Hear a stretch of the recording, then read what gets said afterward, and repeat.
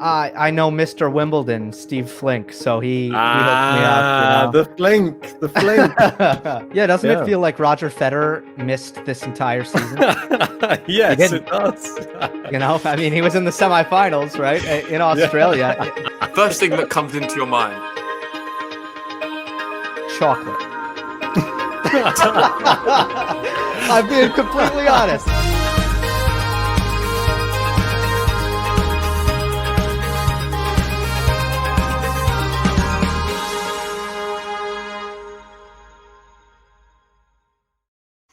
Hello, guys and girls. Welcome back. I hate to say it, JG, but I've sort of missed you a little bit and missed the fans in this sort of end of tennis hiatus now that we're having over this Christmas period. We had the end of the obviously World Tour finals. Now I'm just a little bit sad it's all over. But mate, it's so sad. It is so sad. Tennis, we didn't even get a full season of tennis. We got a bit of tennis. Then it started again, then it was come back again, and then it just ended. And I feel like we've just a half-hearted year. 2020 is one to kind of forget.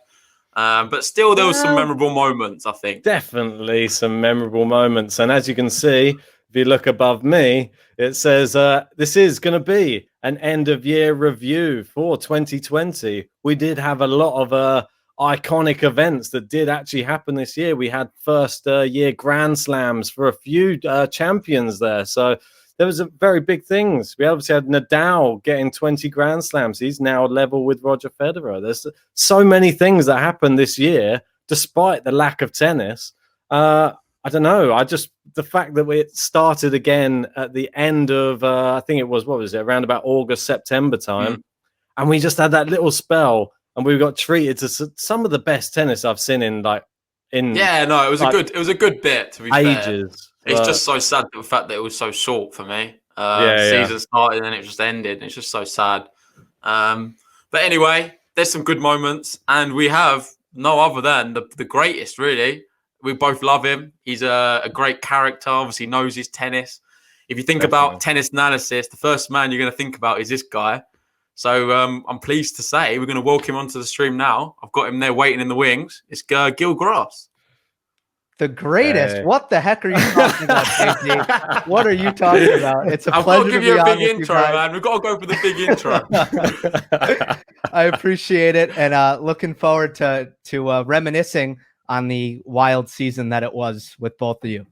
Yeah, most definitely, mate. Yeah, you're too humble. Anyway, we know that we have a lot of the guys, our fans that we have in the live chat every week in, week out. They're always mentioning your analysis and saying that you're a really great channel to go over to, just to catch up on what's happened during those. And you give a really good post-match analysis, and pre-match analysis as well. Yeah.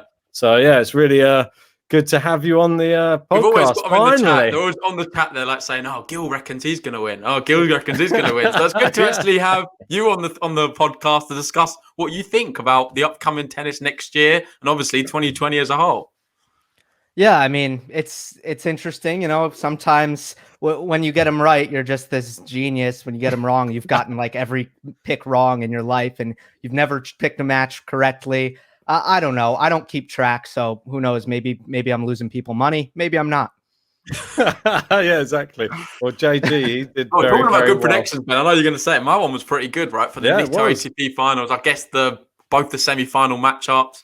And then the actual winner as well, the route as well. Yeah. I had a different final, though. I had Novak in the final, didn't I? But you still had the winner, though. So the only thing you got wrong was, wasn't it Dominic Thiem getting to the final? Yeah, that was it. But other than that, you had the groups perfect. I completely disregarded Rafa, and I got a lot of stick in the chat for it. But just the way it goes. I didn't think he was going to perform on the hard courts in the indoor, but he did. And we got treated to, obviously, that Dominic Thiem Rafa match was incredible. And that Rafa Tsitsipas match, that was great as well. We just got some of the best tennis all year. It was just in that last little segment. It was just amazing. Loved it. What did you think of that last tournament? Yeah, I agree with you. Maybe it's because the players were just more fresh than they're used to. I really believe that by the time we get to that part of the year, these players are dying for a vacation. I really believe that. And I think the younger guys who are newer to the scene and they have a bit more energy, their bodies don't hurt as much. It's probably why we've seen, Zverev, Tsitsipas, now Medvedev. These are the guys who are winning the tour finals at the end of the year. And then, they're not always really following it up with great Australian Opens, and everyone's like, whoa, what happened? Yeah, I just think this is a tournament that lends itself to the younger guys doing well. And in this case, if you play half a year, well, now Nadal is younger than he would be in a normal year, so to speak. He's just got less miles on him. Yeah. But anyway, I think that's a good summary. But enough about tennis. Let's talk about you. What have you been up to recently, personally? You've been up to much? Obviously, in the UK right now, we're in lockdown, so we're not allowed to go to restaurants. We're not allowed to go see friends. We're very much in our houses, working from home. It's not the nicest time, but we're coming out of it, I think, Wednesday, is it, Ben? Yeah, I think it's Wednesday. We got 3 days left, I think, of the month lockdown they put us into. But, and then apparently we're going to be having a Christmas as normal. Very bizarre. Well, and then it'll probably be another lockdown. So it's just very strange. Consumer Christmas, isn't it? It's just open the shops up, let everyone mingle for a month, and then we'll lock you down again when it comes to January, by the looks of it. But. Yeah, well, I mean, I feel for you guys. Hopefully things get a little bit better in the UK. And I mean, I'll say that I cover college sports, and for a while, I didn't think that they were going to happen in the US, and they are happening, and a lot of games are getting canceled and postponed, and they're it's not a smooth road at all, but kind of powering through. So I've been pretty busy, and things have been kind of normal on the work front, and then in terms of tennis, just rolling along as usual. And I don't know what the future holds really in terms of my YouTube channel. I don't know if at a certain point I'm going to start doing more, or if it's going to stay this way. I don't know. If you're not doing more on YouTube, what else would you be doing? Well, I mean, I don't know how much longer I'll be doing covering Syracuse, which is what I'm doing right now. So then eventually, I mean, I honestly think in about 6 months' time, I'm going to be kind of a free agent, and I'm going to need to figure out kind of what I want to do. I desperately want to stay in tennis.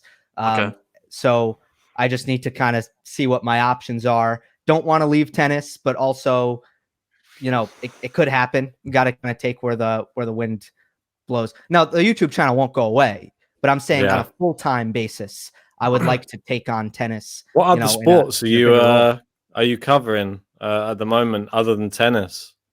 Basketball, football are the big ones for the most part. Is this American football, just for our UK? Yes, the football not played at all with your feet. Yeah, that's the one. About that one. But yeah, no, that's cool. No, it's really interesting. How did you get into commentating on like college sports and things like that? It's quite interesting. Yeah, I mean, I think pretty much everyone who does this kind of has the same story, where they love sports and they're just not good enough. So, but they don't want to leave sports. You got to figure out a reason to stay, right? Yeah. So, I mean, it's kind of an extroverted person. I was the kind of kid in school who didn't mind public speaking, which is like weird. I know that most people hate that. So I've always just kind of been attracted to broadcasting, love of sports, and that's just kind of what I've set out to do. I'm very, very early on in my career, so don't know exactly. It's unpredictable. It's a bad industry. It's not stable. There's not a lot of money, but it's really, really fun, and a lot of people want to do it. That's the most important thing for sure. Right. And for me, I think there's probably a space for you right now. Me and Ben, we watch a lot of tennis and stuff, and the commentary at times isn't that good. I'll be honest. This is if you was going to go down the tennis route and do commentary that way. I think that would be brilliant. I can actually see you doing something like that, and I think it would be something which a lot of people would be able to relate to and want to watch, rather than some of these. You see some of the ex-professionals, it wasn't that good, but we was actually talking about it, wasn't we, Ben? We're surprised how many times they say things where you think, I'm not really sure about that. It doesn't really make sense, or they make a mistake about things very often. Obviously, that can happen to anyone, but I think it would be, maybe it's a good gap for you, to be honest. Or they just repeat the same thing over and over again. Yeah, that's the worst one. It's the repetition. Like, because obviously we had the World Tour finals. It was like the same people that were playing over the course of a week, and all they were doing was keep regurgitating the same information over and over again, which is fair enough. It's always difficult to find new bits and pieces, but it seems to be something that you really look pretty in depth on players and are able to spot things that maybe some other people, even on the broadcasting networks, they don't spot. Yeah, I would say even some of your videos, you've got some long videos sometimes, like an hour long or 40 minutes or so, and it's talking about like one specific topic, and you can talk about it for very long amounts of time, and it's always very interesting, I find. But with some of the people on the TV, they'll just keep talking about the same thing over and over again. Yeah, I don't know why that might be. I mean, obviously, one thing is that, you two are watching every single match and you're diehards. So maybe sometimes commentary is geared towards a more casual audience. But if you're watching on like a tennis TV, I don't know specifically what you're talking about, but if you're watching on tennis TV, that's not geared towards casuals. That's geared towards diehards. I've learned that it doesn't matter if you're not a former pro. If what you're saying makes logical sense, no one really questions your credibility. And before I started doing this, I had no idea if that was going to be the case. I thought it might be, Gill, how many slams have you won? Like, what do who are you? It's never been that. I've never experienced that, because if you say something, look, the net is lower in the middle. That's a fact. Like if you support your argument, no one questions it. Yeah, no, you're definitely right. You've definitely always got to support your argument. Yeah, well, I don't know. This tennis TV thing, I think it's a real interesting thing. Maybe some people don't even realize it even exists. Like they're probably just watching things off the main broadcasting networks and don't realize there is and they do have quite a lot of really good stats on there as well. They have if it's quite interactive. If you're just watching it on your laptop or something like that, you can go in play and look at the stats as they're going along throughout the match as well. I think it's pretty good. I don't know if is it just me, or are most of the commentators British on there? Or do you have the same thing for you, or are they American in the US? No, they're British. I know they're based in London.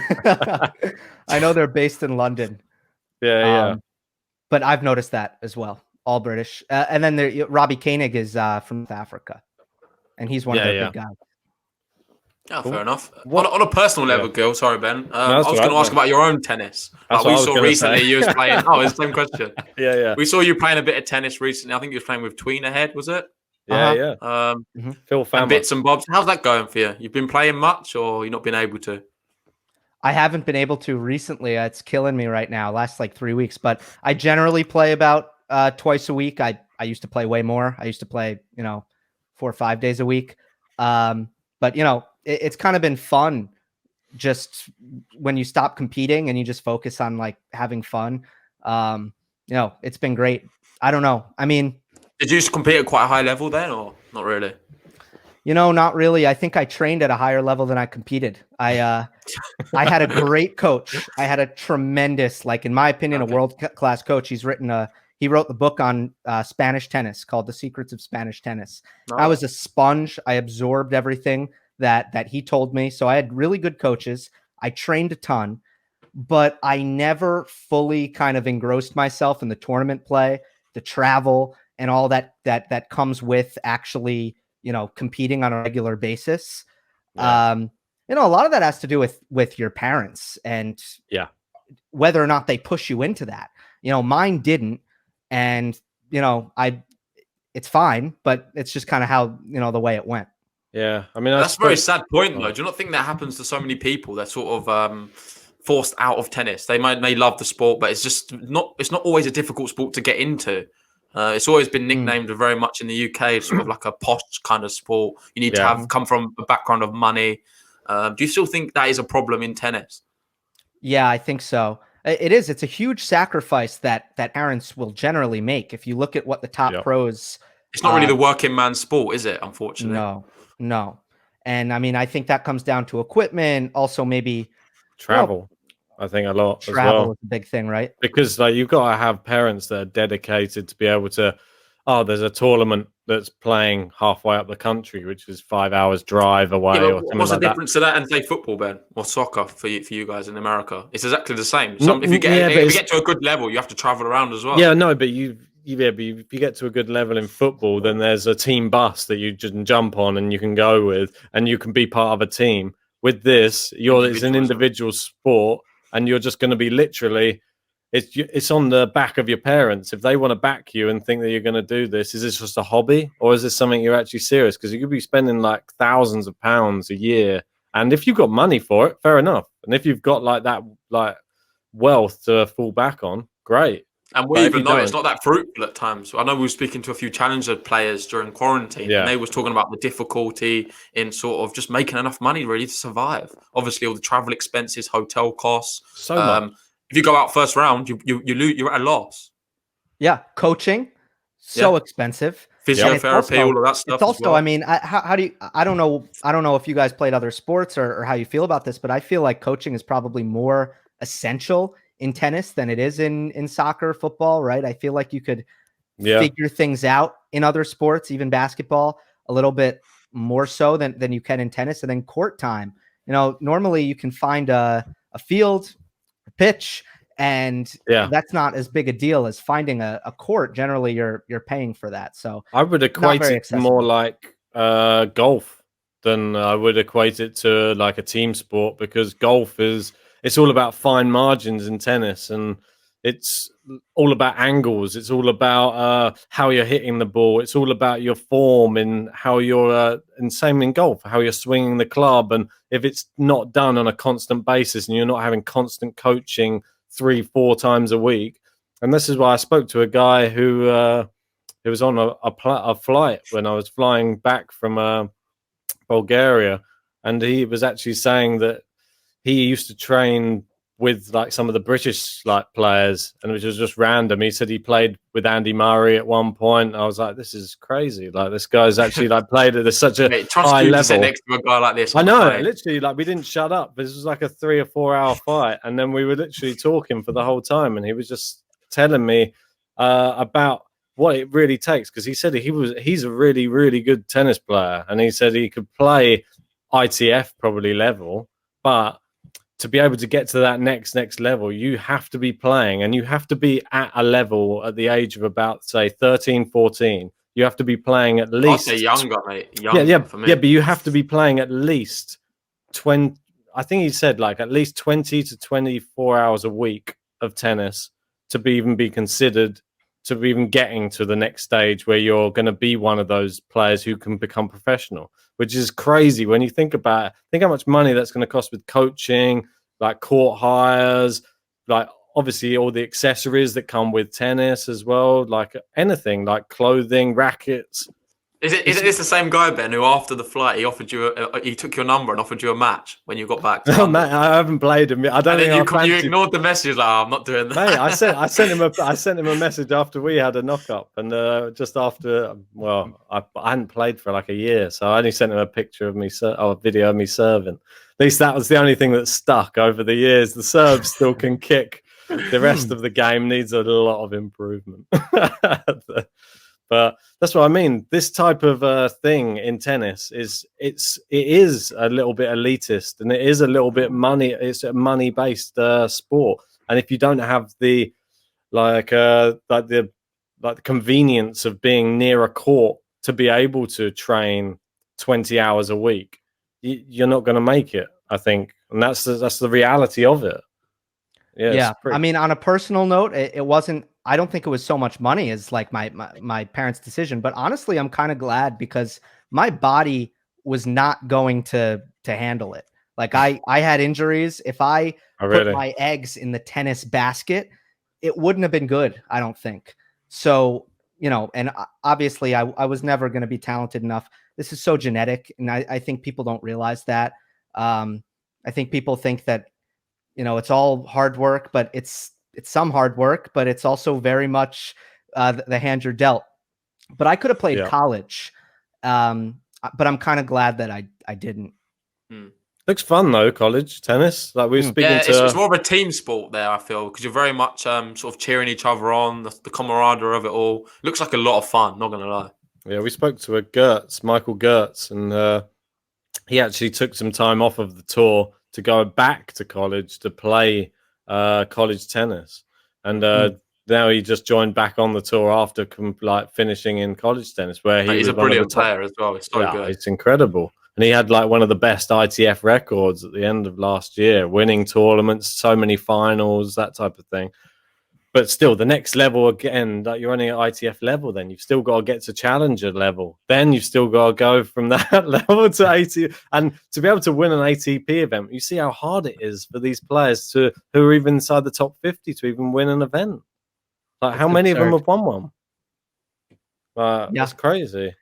And you know, if you're 50 in the world, you might have a losing record, which it blows people's mind. But it's like, it doesn't mean you've won more matches than you've lost just because you're 50 in the world. It just means you get into the tournaments. You know, that's kind of the goal at a certain point. Money. I think Sam Nori, by the way, is one of the higher ranked players who's been through the college system. Yes. And he met his coach at TCU. And his coach was also coaching at the academy that I trained at. Shall we move on to, obviously, this is supposed to be 2020, end of year sort of review of all the things that happened this year. I know it's been a really weird year, and it seems like the beginning of the year doesn't even seem like part of the year, because there was fans there was everything going on. We had the ATP Cup that was obviously kicked off the year with like dramatic matches that we were like beyond what we thought. We had a Grand Slam. We had Australian Open. It was a normal tennis season. Everything was going normally. Exactly. The ATP Cup was something that we didn't really think, probably, or maybe it's just me, didn't think that could produce this type of drama. And because of all the Australian fires that were going on, there was all the charity appeal, like all the people doing things for the charity. It was incredible. It was like one of the, it was just kick-started tennis. We thought, God, we can't believe it. We just started the podcast. We're like, this year is going to be like the year for tennis. And then, yeah, obviously. But we had the Australian Open, obviously, like Jaron was just saying. Yeah, doesn't it feel like Roger Federer missed this entire season? Yes, it does. You know, I mean, he was in the semifinals, right, in Australia. But it's like, that really does. I'll tell you one man who wish he did miss the season. That's Tennis Sangren. Yeah, it wasn't the best. Well, it just was annoying, wasn't it? I mean, Federer obviously put him out in Australia, didn't he? In that dramatic, wasn't it Super Breaker? Wasn't it? It was just crazy. And after that, Sangren was never the same again, I don't think, after that. And then Federer obviously went out a bit. I think he was injured, wasn't he, in the match against Djokovic in the semis, and he just went out. But Djokovic beat him playing at like 50%. He still maintained the motions, never really hit second gear, was just doing what he needed to do. Federer, for me, was just a shadow of himself on the court. But he still maintains the one thing, doesn't he, that he's never pulled out of a match that he started ever in his whole career. So you got to give it to Fed. Like, what do you think about that, Gil? Do you like that? I love that. I think that's cool. You know, I mean, it's impressive also. And I don't know, his body's just not normal. You know, the way he moves and the lack of stress that he seems to put on his body, it's just weird. And I think that's a really cool stat that he should be proud of. Oh, it's amazing. Mate, it's got a lot of good stats, but that's a nice one, I must admit. I think you might be right as well, from the way that he does the movement on the court, and maybe like the... it's just effortless, isn't it? It just seems so natural. I don't think you ever see any other tennis player ever to hit the ball the way he does. It must be like pressure on joints and things like that, and the way that he's able to just move off and just attack certain things. Because he's still not slow on the court. He still gets the things. He still gets around the court very well. And bear in mind, this year, he's going to be 40 years old. We've got to remember that. And we're sort of hoping, I don't know if JG's hoping for let's see what you're going to say. I'm hoping for it as well. Do you hope that we're going to see Roger Federer get a Grand Slam when he's 40 years old? That's what I mean. I'm hoping for it. Do you think it's possible, Gill? I do, because I feel like you got to give him the benefit of the doubt. You got to give him the benefit of the doubt from his 2019 level. And I really thought coming into 2019, I'm thinking, okay, Roger Federer's the third best player in the world. I'm expecting a little dip at this point. Let's say he's still going to be good, but I'm thinking maybe he's the fifth best player in the world by the year's end. Never really happened.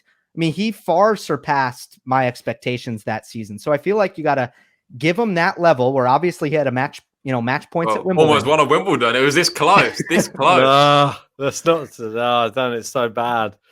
But it's one of those ones that you just got to praise. Rather than look at Federer, you got to praise Djokovic, I think. I don't think you can ever just look at Federer because he just did so well to be in that position. You didn't even expect him to be at that position at that age, to be potentially just another Wimbledon championship. But yeah, it's so regardless, sad. Boy would take them a few serves back and do it differently. Yeah, for sure. I know. And an approach forehand. Yeah, for sure. Anyway, so if he maintains that, if he just can stay where he's at, then, he's going to be in the conversation. And that's all you can really ask for. He's never going to be the favorite ever again.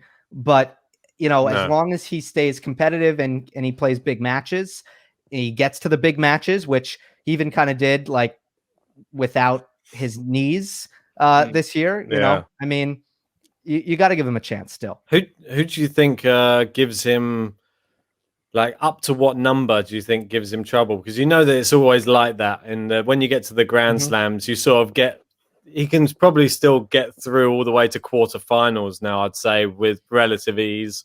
What, and even now? Yeah, I still think so. And then I think that when you get to the quarterfinal, then you meet, now you've got the big boys. Now you've got somebody with big power serves. You've got your Zverevs, your Medvedevs. You've got even someone like a Batista Agut might be able to grind him down over maybe 5 sets these days. You don't know.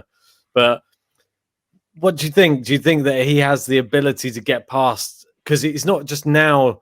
Before, we always know, with the big three, you've got to get past. One player's going to have to get past 2 of them. And now he's going to have to get past maybe 3 people that are really testing. Is that maybe even much? A big powerful player could be tricky for Federer right now, like a Kyrgios or something like that. Maybe a big server, very powerful, maybe John Isner or something. I don't know. I don't know about that one. JG throwing John Isner. Opelka maybe throwing in. What do you reckon on that? I think Dominic Thiem's getting really, really dangerous. Yeah. I think anyone can see that. And if he continues to just, at a certain point, once you get to that level, it's not about giant steps because they don't exist. It's about those little micro adjustments. I think the Dominic Thiem return and, still his tactics and still what he does on the backhand wing, although that's gotten so good, even defensively, which it used to be pretty bad. Yeah. Just those micro adjustments that Dominic Thiem might be able to make. That could be the difference. And it could be him, really starting to control things a lot more. But for Federer, I think the key is really does he beat your RBA consistently, without having to kind of play that 5-setter? Because if he can do that, if he can go through your RBAs of the world easily, that he's still going to get to the final weekend.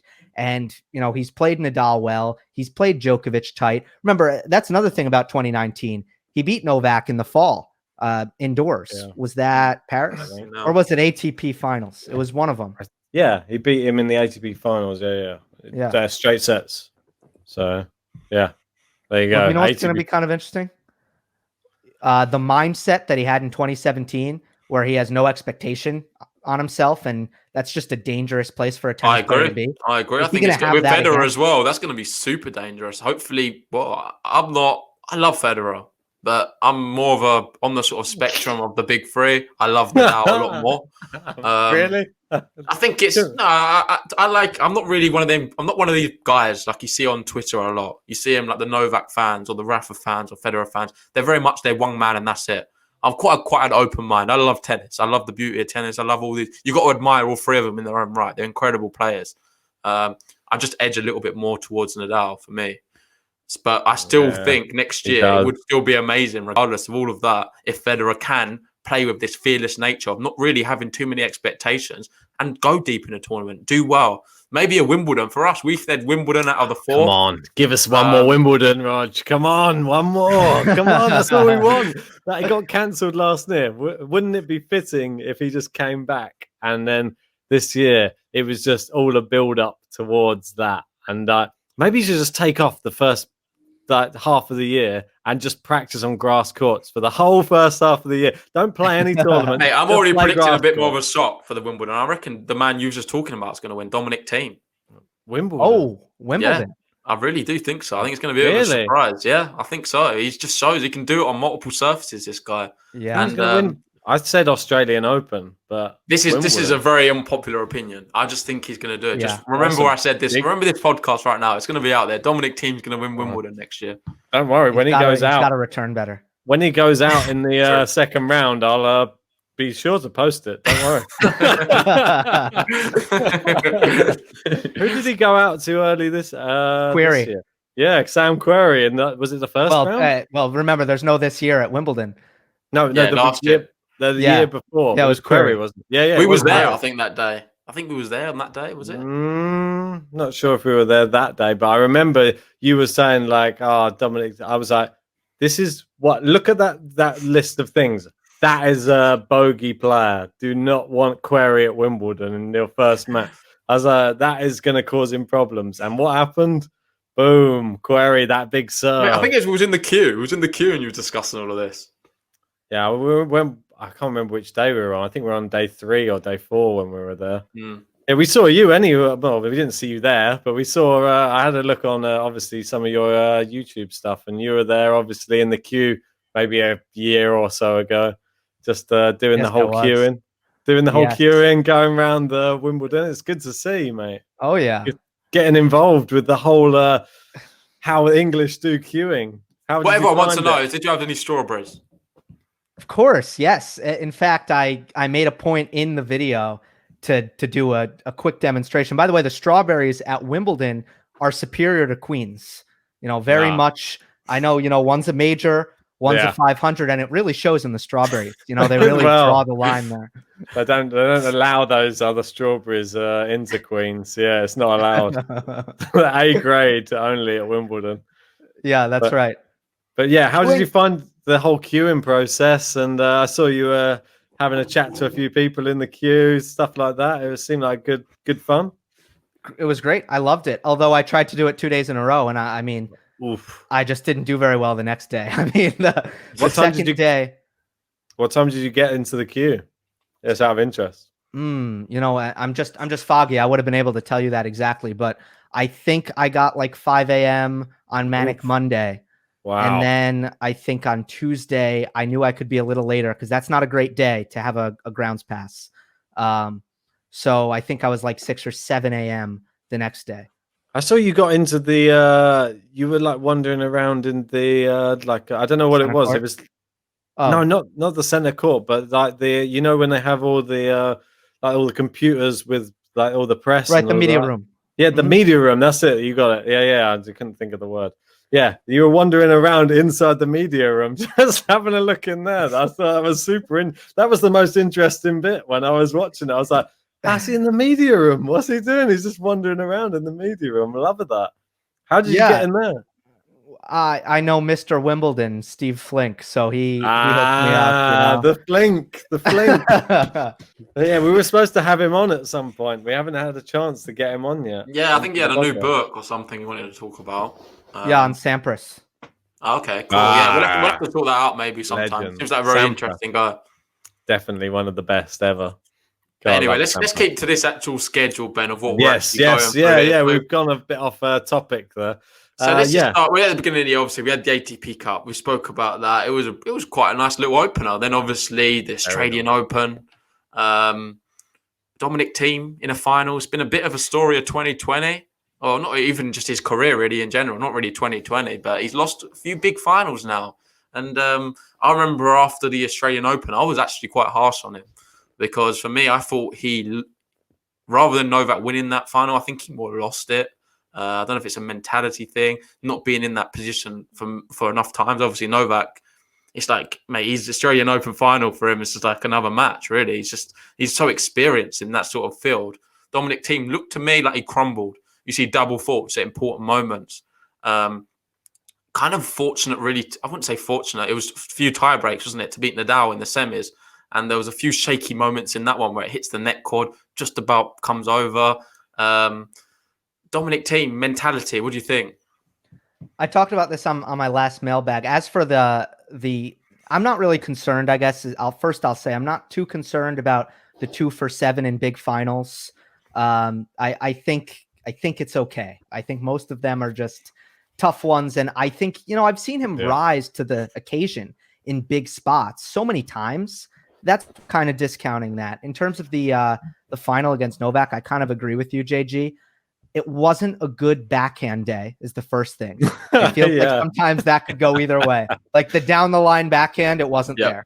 Is that dependent on his success, though? That's what Ben said a lot on that podcast at the time. You was talking about the backhand. It wasn't firing, was it? I said, if that's what's dependent on him winning Grand Slams and not winning Grand Slams, sometimes those players who are so reliant on that real big fire backhand, like even like a Stan Wawrinka, like people like that, when it's not firing and it suddenly goes misfiring, suddenly like you find yourself losing so many games. Like that is your go-to, and it was firing for the first 2 sets, and he looked like a world beater. It looked like this is going to be done and dusted, and then suddenly he's hitting double faults, and the backhand he's trying it.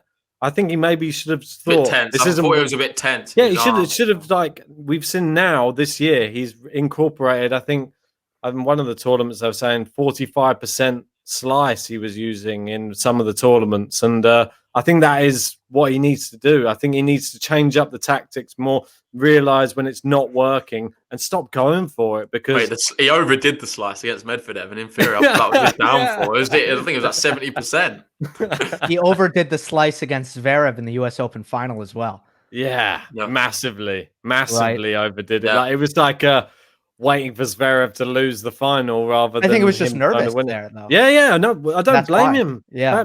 Bear in mind his last Grand Slam final. I don't blame him for doing that because he was just trying to get it over the line. And against Novak, he was so dominant and he looked so good. And you just thought, this is the next world number one. This guy is literally just going to wipe Novak off the court right now. And then you saw it got to the pressure points and suddenly the whole game just unraveled. And you just thought, no, he's not going to be one of these. That's not what the big three are all about. The big three are all about the pressure points and how you get it over the line. Forgive Federer. Sure. 40-15.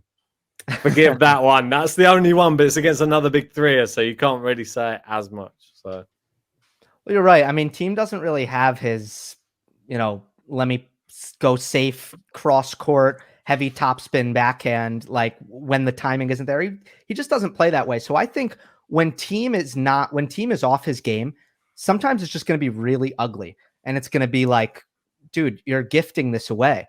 But I almost think you need to accept that because when he's on his game, it's starting to look like nobody can touch him, including Djokovic and Nadal.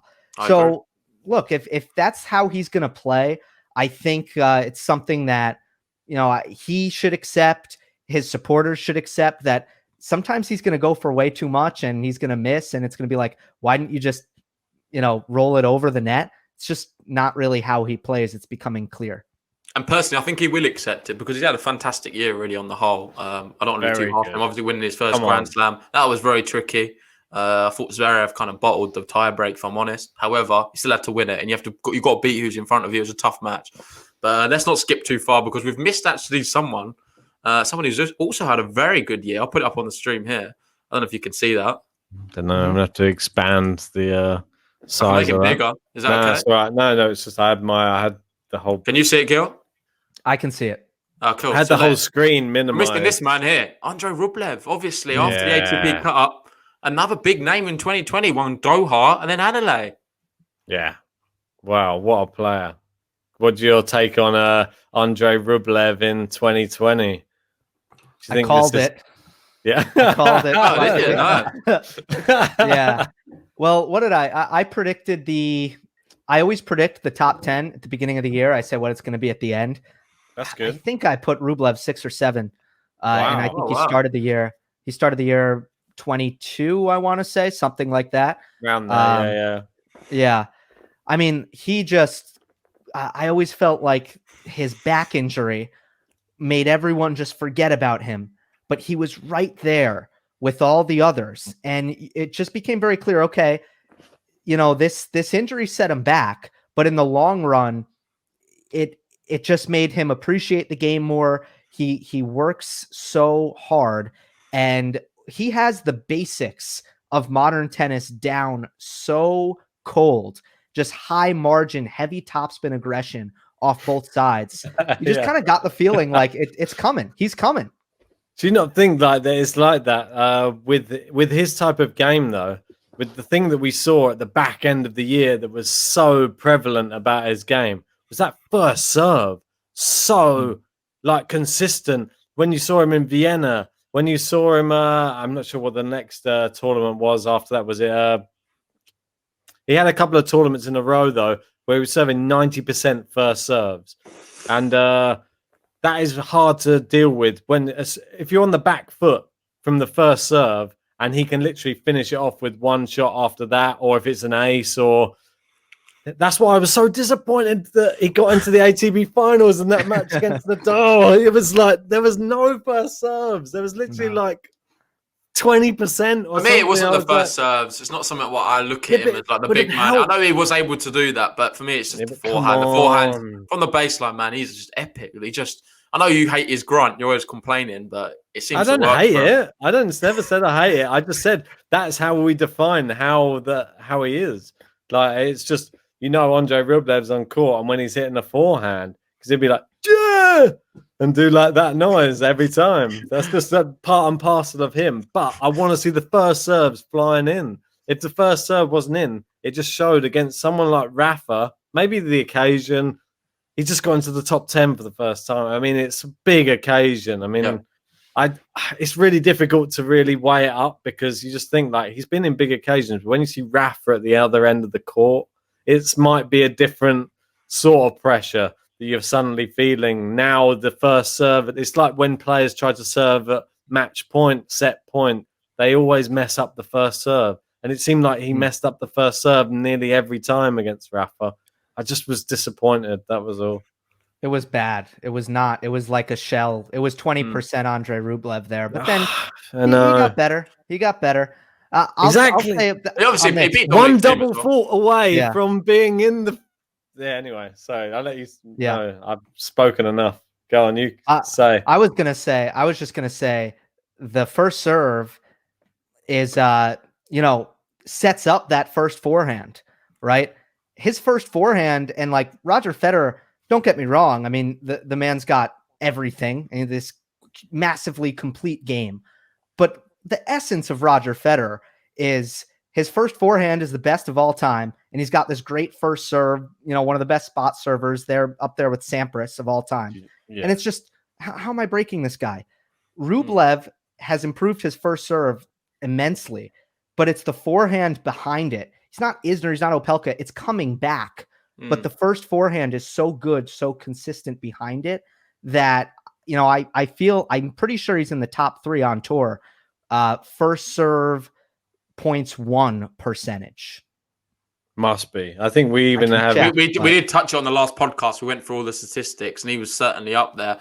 Just something me and Ben have always spoke about really with him. It's just some of his weaknesses as well. Like we think he has a high ceiling in tennis. Like there's a lot of things he can work on. If you was to identify one thing in his game which you think he would be able to take him to that next level, what would it be? transition game. And I could say defense because he doesn't really defend, but I'm not going to say that because it's fine. He doesn't need to defend. Maybe he's just going to be a player who doesn't defend. But if he wants to complete his offensive tennis, he needs to be able to take a short ball and, hit an approach shot and finish volleys against a player like Daniil Medvedev or Zverev. Daniil Medvedev, he's not got a great record. I feel like Daniil Medvedev got him every never time. Won a set, has he? Against Daniil Medvedev in the main draw. So it's a great movers, great defensive players. These guys are like, okay, Andre, like you can hit 5 good forehands. That's cool. Like, but I'm going to be able to defend. You're not putting any pressure on me. You're not coming in. A great mover with great defensive skills loves to play a player who won't come in. So I just want to see him just really work that out because his volleys just are really average. Yeah, I totally agree. Well, I mean, we both were sort of speaking about that on the live streams we were doing for Andre Rublev.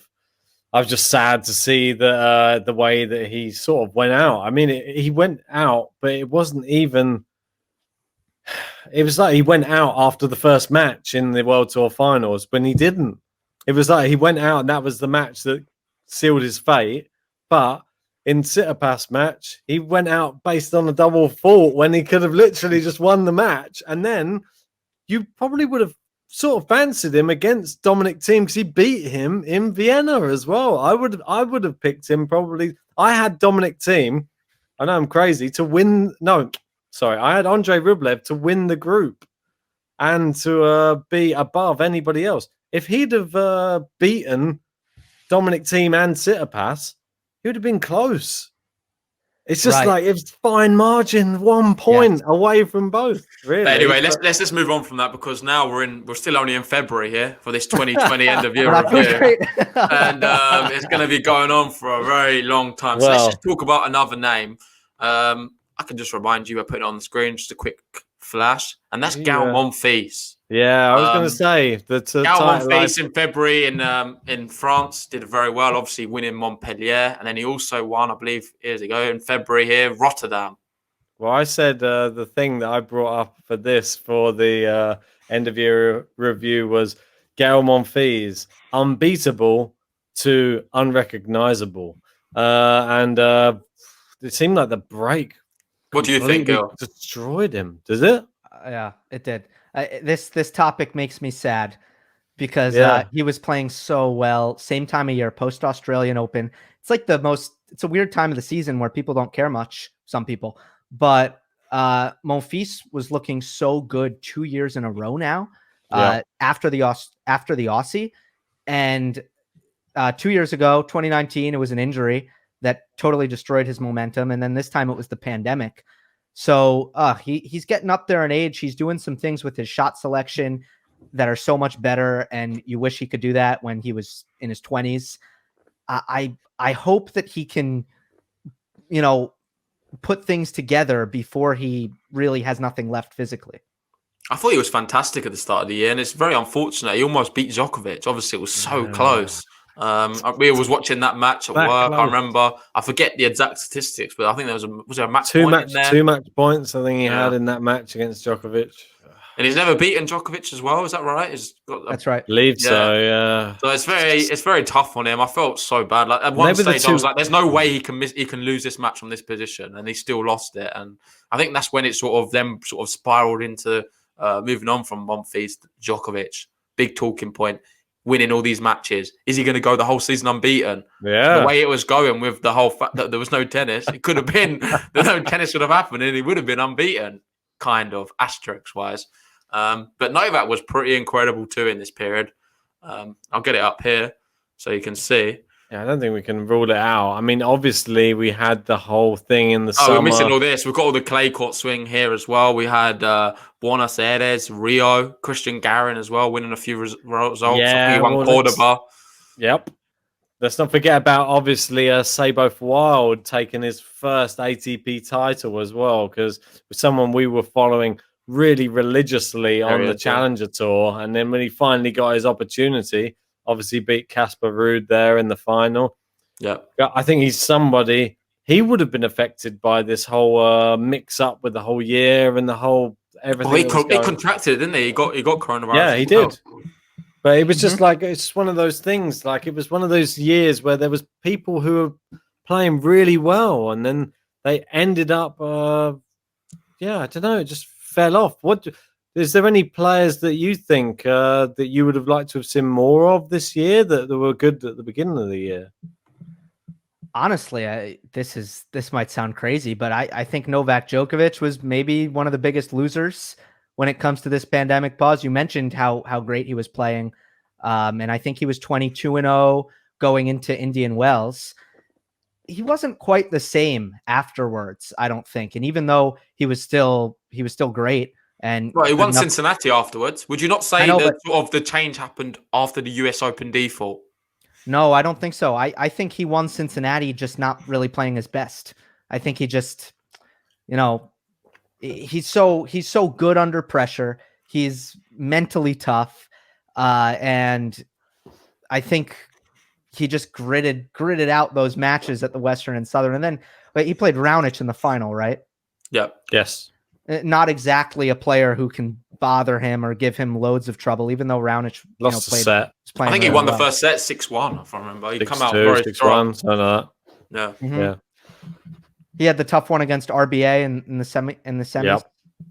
So that was a tough match. Could have gone either way. I mean, Novak just had to kind of claw his way to lift the trophy. And I know that's ridiculous, because how good are you that you don't have your best stuff and you win a Masters? But that's just how good Djokovic is. So would you not just say that the best players always find a way? For sure. I mean, yeah. Novak always makes you earn it. It doesn't matter if it's a good day or a bad day. It's going to make you earn it either way.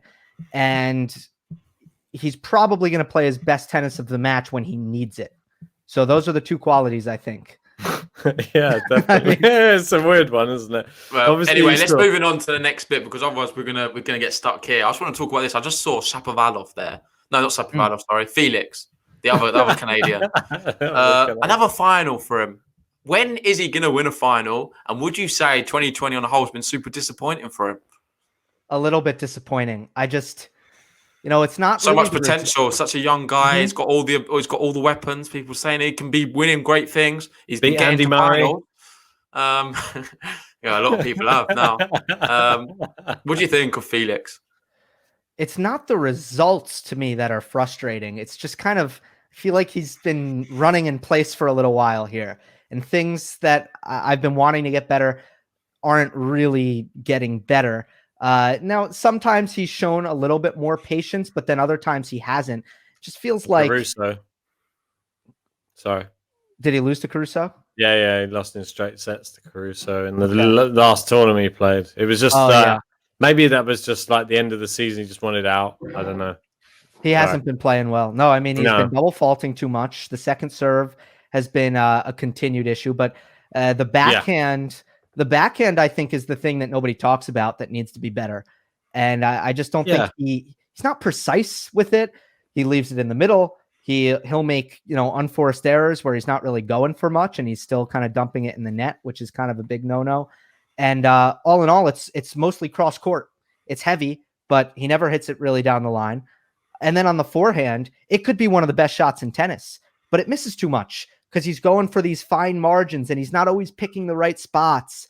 So, yeah, I wish that he was doing things a little bit differently, and the potential is all there. I've been all in on FAA. I think, it's not that I'm down on his potential. I'm just a little bit down on his rate of development, if that makes sense. Yeah, no, I agree. I think you worded that quite well. And then obviously we had March to July, a bit of a write-off completely, really, with all the coronavirus pandemic, tournaments getting cancelled, tournaments getting postponed, the French Open coming up saying we're going to take September. That's strange. We're going to have a clay court tournament in September. Let's see how that goes.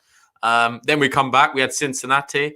Obviously, Novak won that, like you were saying. Wasn't really looking his best, but managed to find the win. Then the US Open.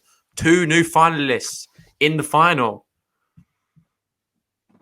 How about that? Yeah. I mean, it was the most nervous tennis match I've ever seen. Right? What did you think? Like, did you think after the semi-final with Carreño Busta with Zverev. What did you expect from the final? I expected Thiem to win it easily. I was wrong.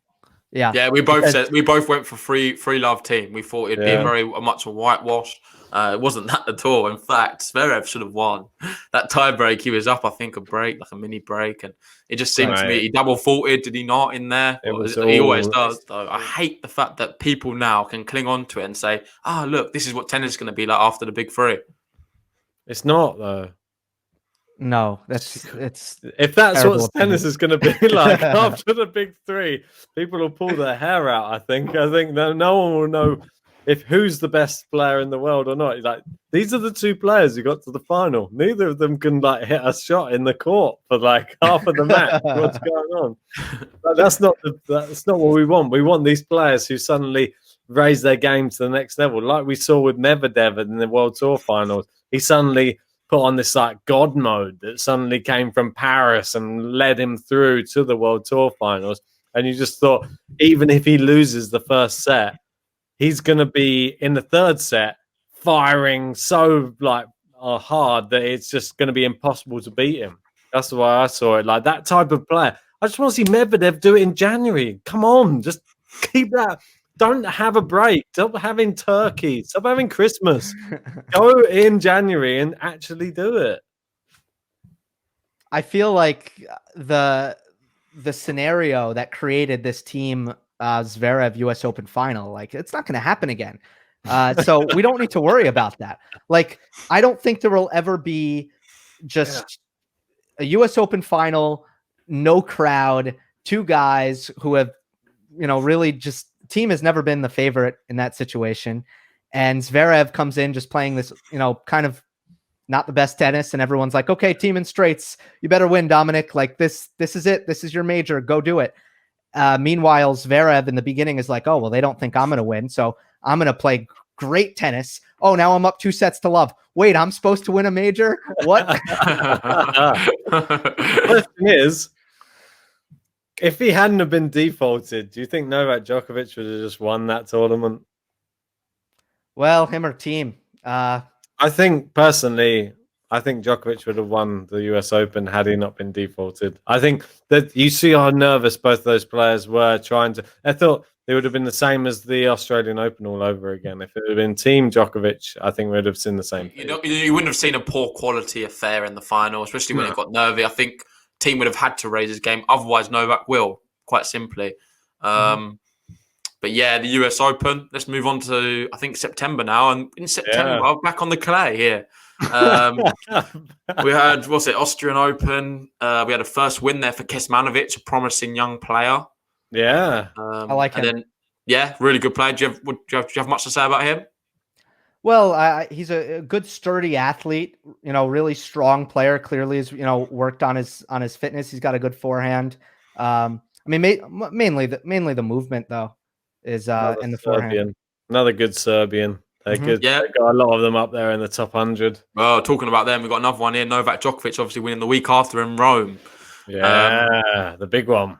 And that was a really good tournament. I know we covered all of that, didn't we, Ben? Yeah, we quite a few live watch-alongs. The lights went off, didn't they, at one point? Yeah.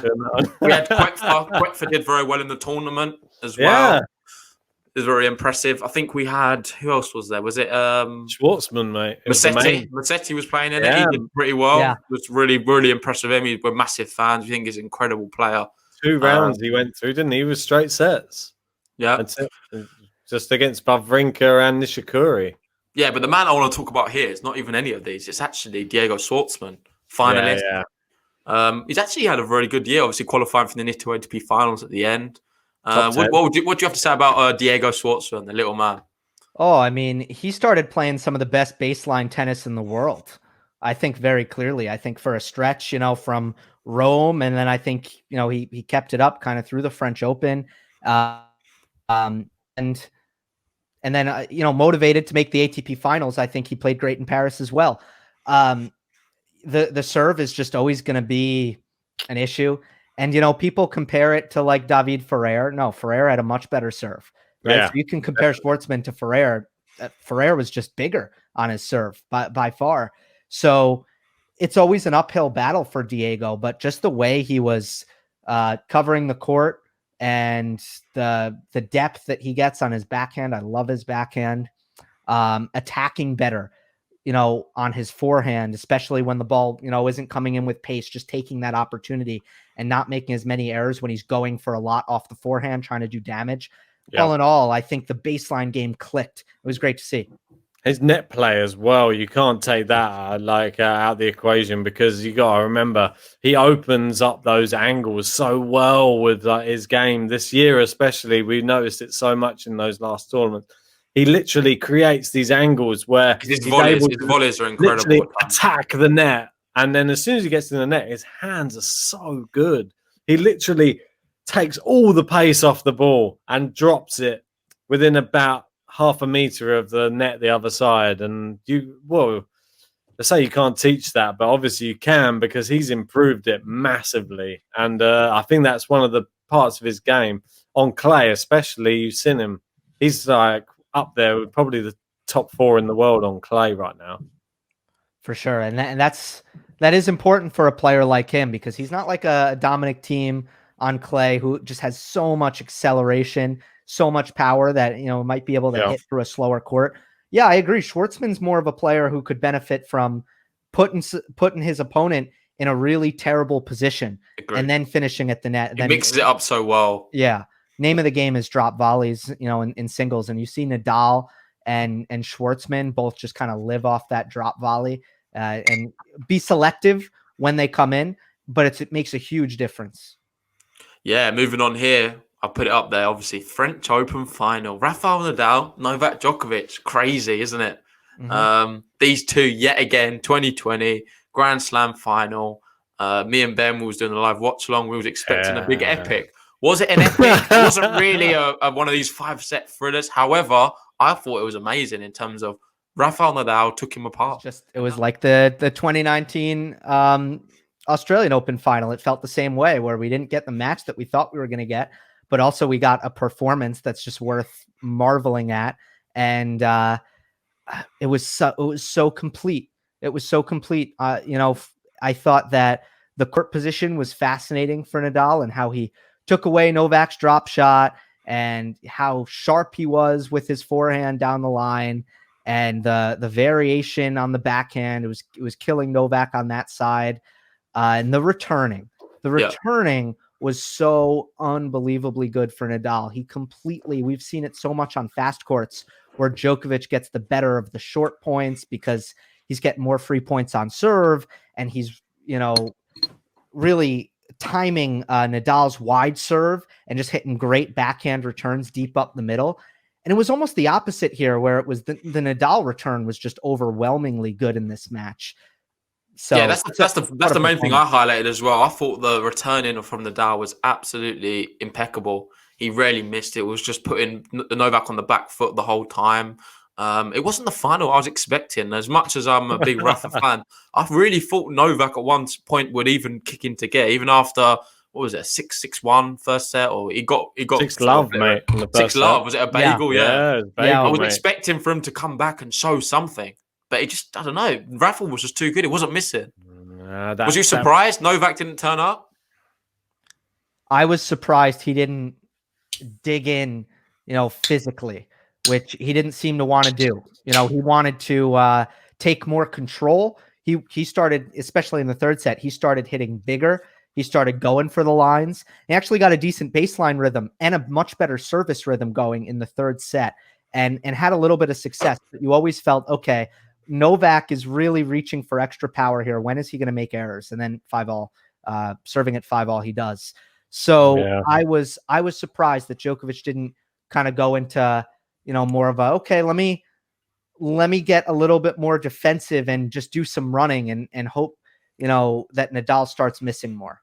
Wow, mate. I mean, it was one of those finals that we were covering and we couldn't quite believe while it was. I mean, JG was absolutely loving it, I have to say. It was literally in dreamland whilst that was going on.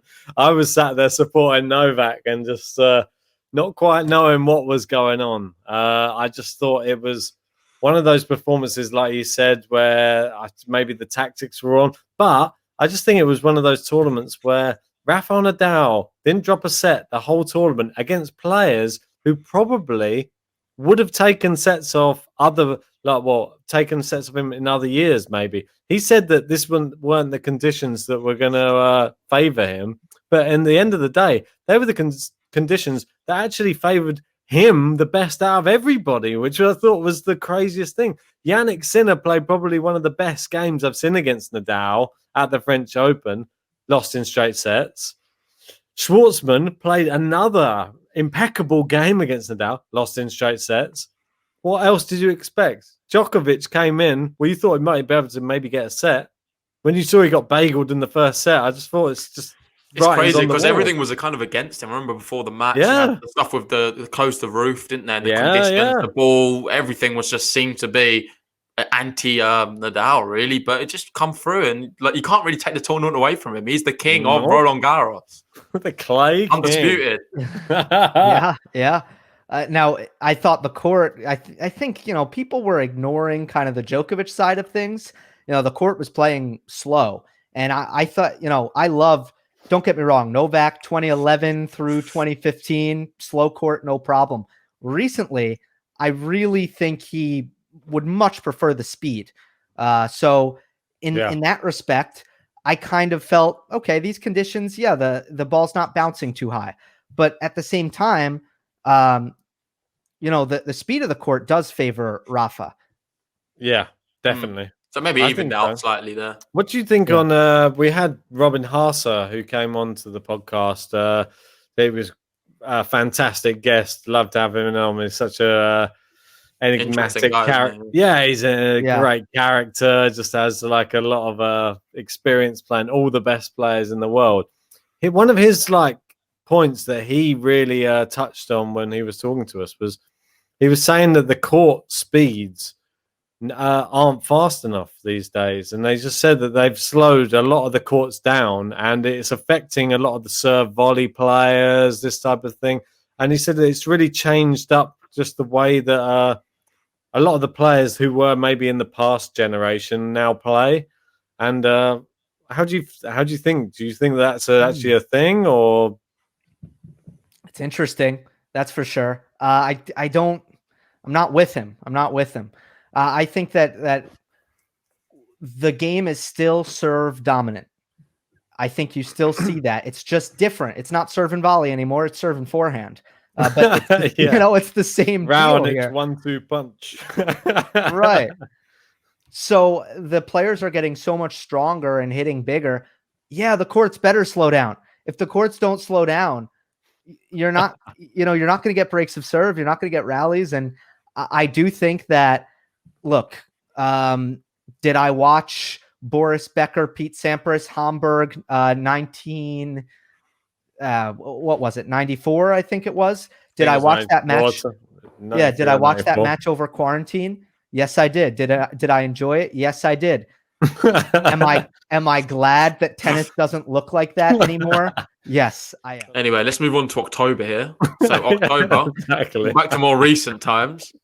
And Andre Rublev yet again winning St. Petersburg. Well, I think a lot of us were surprised. I thought maybe Medvedev could have a good run in. They went out first round, I believe. Yeah, Topolka. Yeah, it wasn't very good for him. We had a few Canadians there reaching the semi-final. Raonic and Shapovalov. Moving down here, Zverev. This is where Zverev went on that crazy run indoor hard. We won Cologne twice. He won them both, didn't he? Here we go. Cologne 1 and Cologne 2. Yep. You got a name there, which I want to talk about here. This is Hugo Humbert. And we were singing his praises a lot during this period. We did a podcast sort of predicting it. Oh, I've gone to the front. You're going big now, are you? Sorry, wrong button. That's it. But Hugo Humbert. What can we expect in 2021 from him? Oh, are you a big fan of him? I am. Wimbledon, look out, right? Yeah. His forehand, it seems a little bit low margin. So I want to see it outdoors. Not that I haven't seen it outdoors, but I want to see I want to see if he can be as consistent off that wing. At the beginning of 2021, it's something I'll be watching for. The level that he brought to that tournament was really, really great. But what he also has shown me recently, he's got a lot of heart. He's been in some tough physical matches, and he's really, fighting out there, which is great to see. And, another kind of box you want to check with the young players, how deep are you willing to dig for a match? And I really do like him there. So I'll ask you a question now, put you on the spot big time. Where is he gonna finish in the world next year? Top 20. I think 14.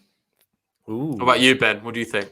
Put you on the spot as well. Yeah, mate, I think he has the ability, but I would probably go with like 18 or something like that. I think he's shown all the ability this year. He obviously beat Dan Evans. It was a real tough match, but beat him. And then he went Alex on. de Minaur, didn't he, in the final? Exactly. That's what I mean. He went on to beat Alex de Minaur, we covered that match as well. Great match. Loved it. He just shows a lot of promise. Is it because he was close to home? Don't know. But you never know. How does he perform when he goes out to the Americas and all of the other around the world? That's what I'm waiting to see.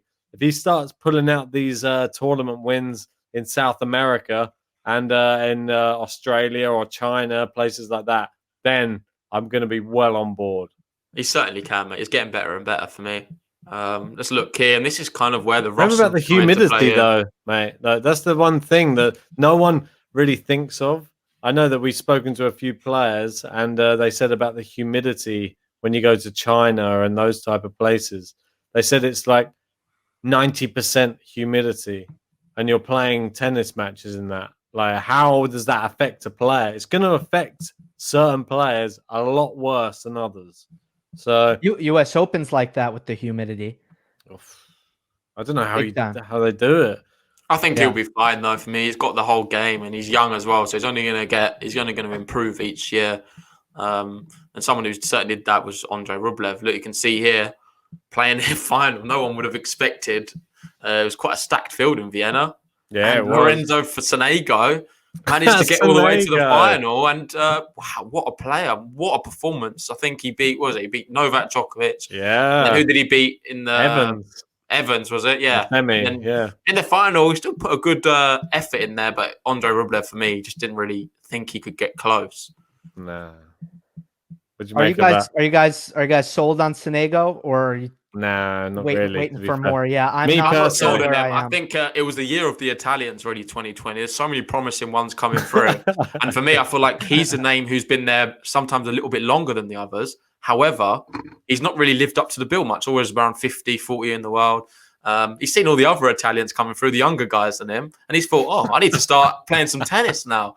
And he started bringing his A game, and all of a sudden, beating Novak Djokovic, reaching finals. He's a top player, predominantly a clay court player. I didn't expect to see him in Vienna do so well, but I'm not sold on him yet, for sure. He reminded me in that tournament of Swiatek in the French Open. That was how he was dispatching players. It was just bang, bang, literally. It was fearless. It was fearless tennis. Yeah, actually. I love seeing it. Isn't it great when you see one player when they just hit a tournament and you just think, "What? I didn't know they could do that." And then they literally wipe the court of every player and they hit the lines every side and don't even give.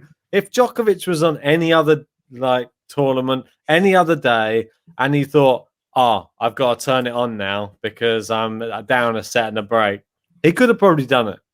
And he could have probably got himself back in the match. On that day, there's no chance because that guy was just hitting everything perfect. It's just hitting the line. And Djokovic probably just went, I got world number one for the year. All right. I'm going to leave it at that for this year. Mate, he was already on the beach then. He's done what he needed to do. And yeah, but he might have tried to come back had Sonego not been that good.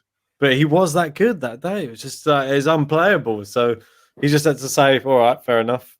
I'll just take the L. Yeah. What can I do? So, yeah, moving on there. Well, you got here Daniel Medvedev, obviously ended the year so strong. Wasn't great at the beginning of the year. I remember he got bageled early on from Jill Simon and me and Ben. We couldn't quite believe what was going on. we thought Daniil Medvedev, we thought this would be a brilliant year for him, 2020, and then stuff was falling apart at the beginning of the year. However, come back, still pulling off relatively good results. And here in Paris, for me, he was just amazing. Maybe one of the standout performances of the year. And then followed it up, obviously, at the end, going and winning the ATP finals.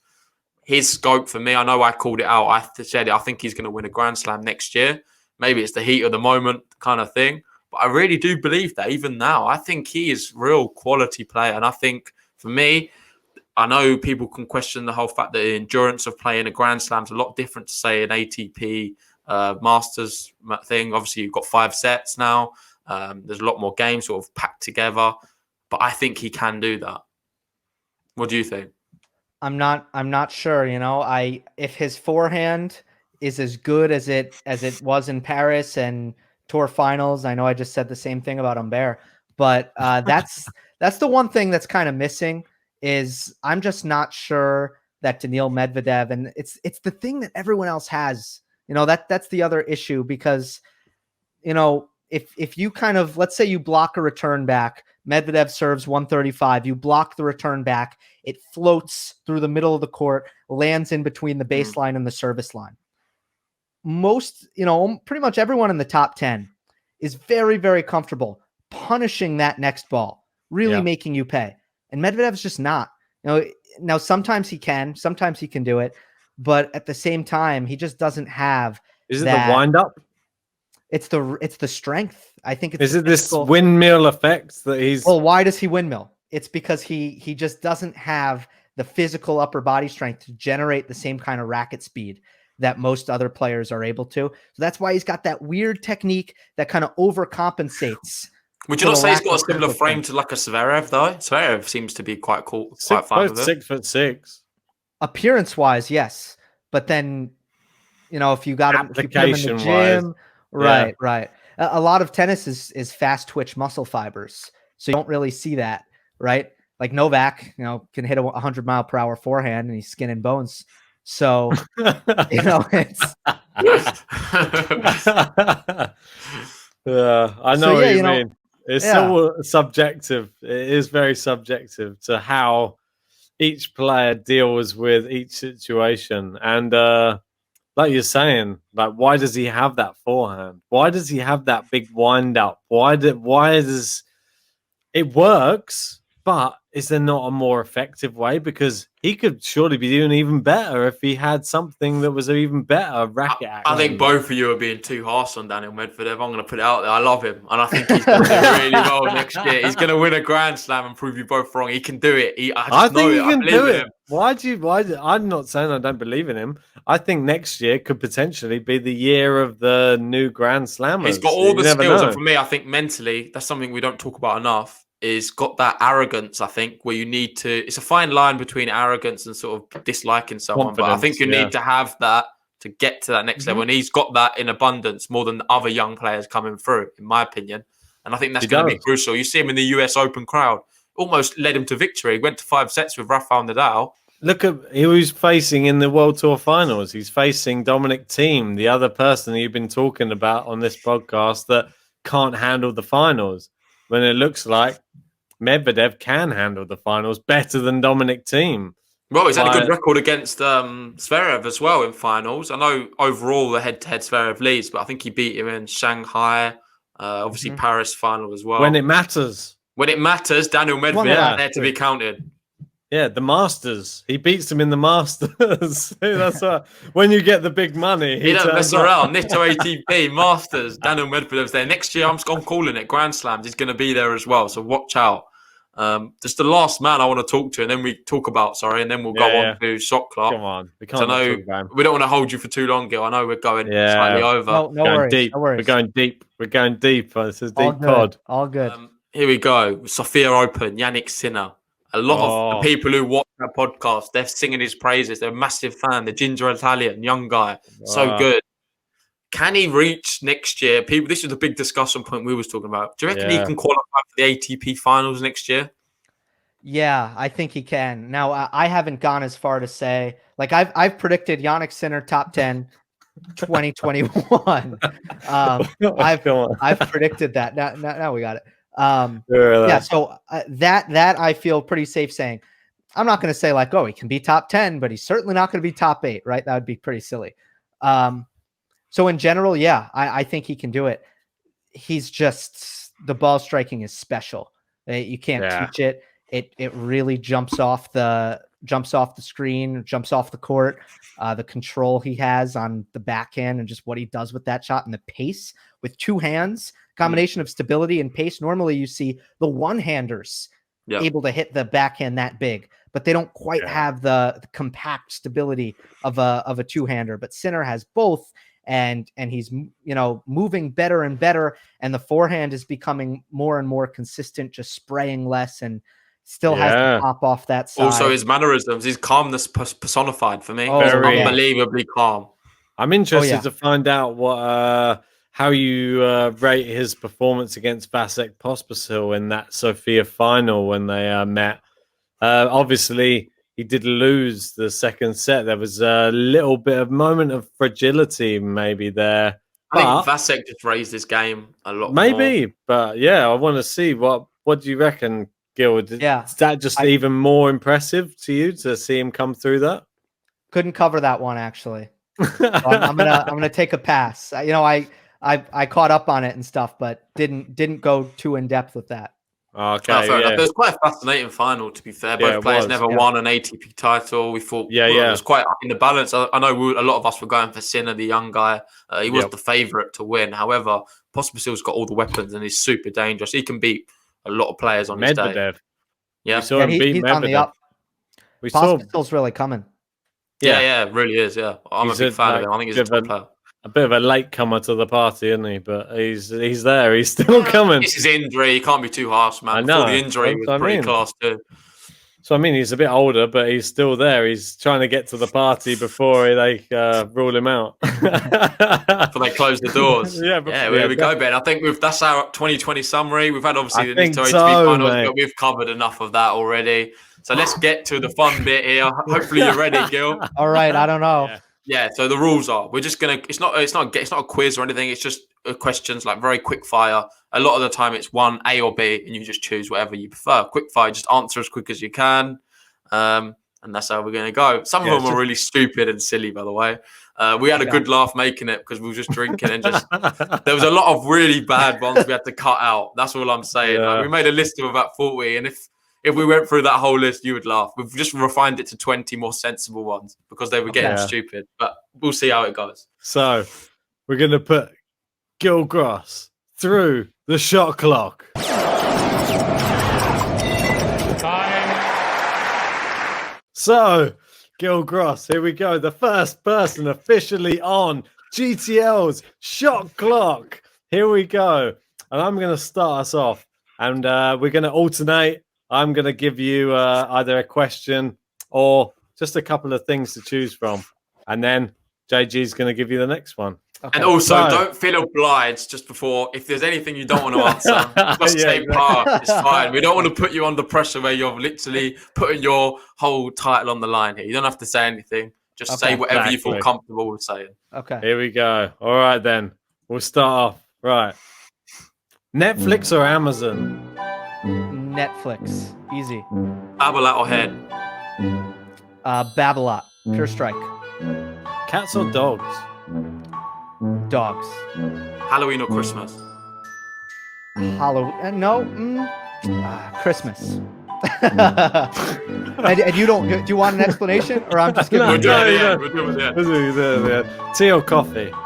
Coffee. Huge fan. Favorite Grand Slam? U.S. Open. Favorite surface? Let's go clay. Top spin or slice? Whoa. Top spin. Sinner or Rublev? Sinner. Serving, Zverev or Shapo? Zverev. Backhand, single or double? Double. Something you can't do? I'm not good at swimming. I can a little bit. I mean, not great. All right. Line judge or technology? Technology. Alcaraz or Musetti? Alcaraz. Underarm serve. Good or bad? Good. Yeah, let's go for it. Beer or wine? Beer. Murray, continue or retire? Continue. Yeah, no Mats Wilander over here. First thing that comes into your mind?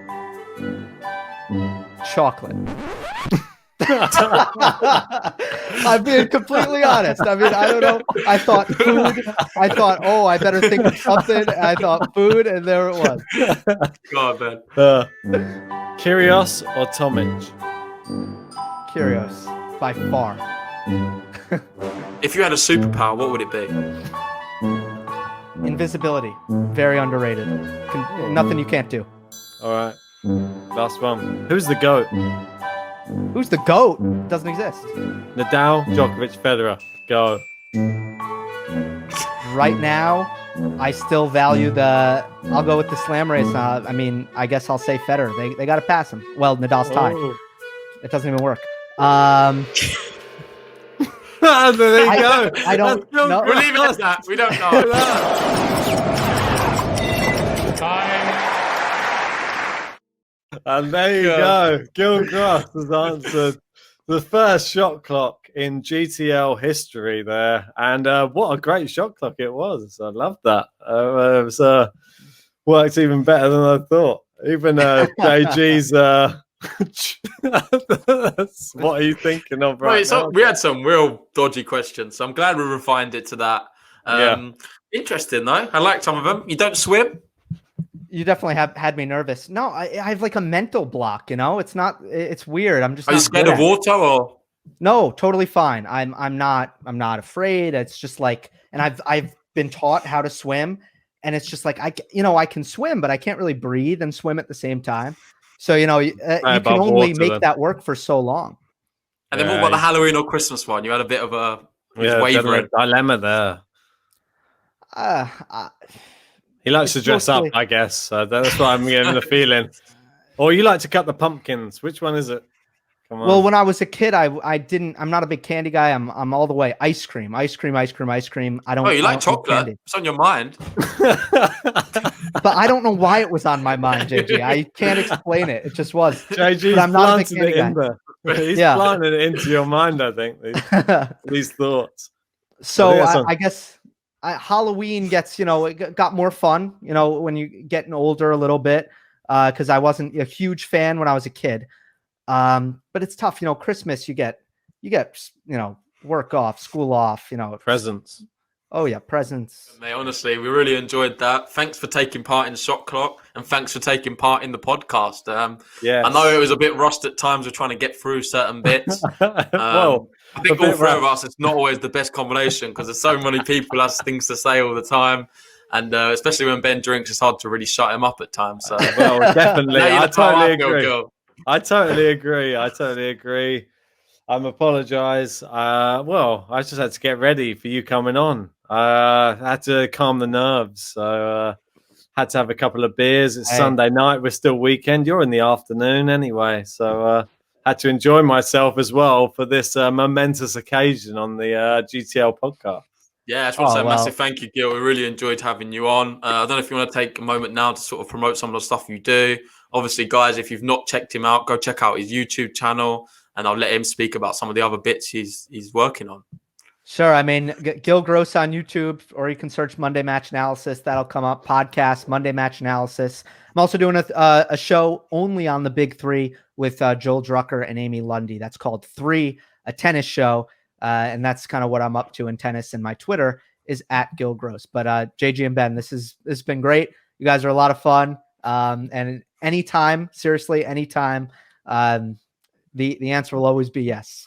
Oh, for sure, mate. We'll be getting you on another time. There's going to be tennis coming thick and fast, we hope, in January.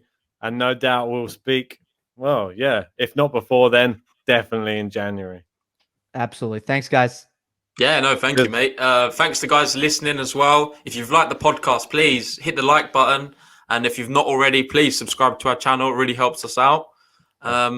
Also, I was going to say, also, don't forget, we are on Spotify. We are on Apple Podcasts. So if you haven't hit the follow button on there, please always remember, hit those like buttons, hit those follow buttons, and leave us a positive review if you haven't already. Yeah, and we'll see you next week.